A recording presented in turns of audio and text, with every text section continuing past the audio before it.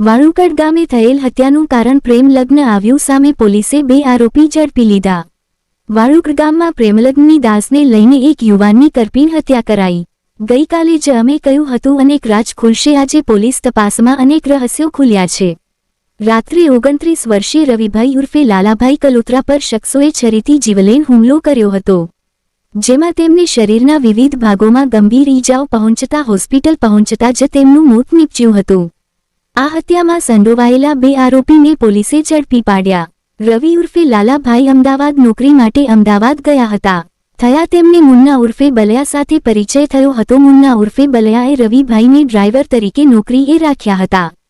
ત્યારે રવિભાઈને આરોપીની દીકરી સાથે પરિચયમાં આવ્યા બાદ બંને વચ્ચે પ્રેમ સંબંધ બંધાયો હતો અને બંનેએ કોર્ટ મેરેજ કરી લીધા હતા। આ જાણ યુવતીના પિતા મુન્નાને થતાં બંને વચ્ચે અણબનાવ બન્યો હતો।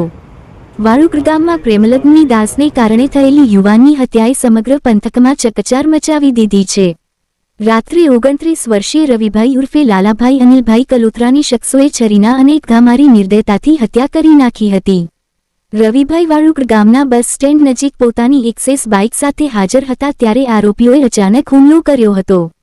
હુમલાખોરોએ મોઢા, ગળા, છાતી અને પેટ સહિત શરીરના વિવિધ ભાગોમાં જનૂનથી છરીના આડા અવળા ઘા ઝીંક્યા હતા અને કહેવાય છે કે છરીઓથી શરીર પર જોરથી પ્રહારો કર્યા હોઈ શકે। છરીઓ શરીર પર ઘૂસેલી હતીના અહેવાલ સામે આવ્યા હતા।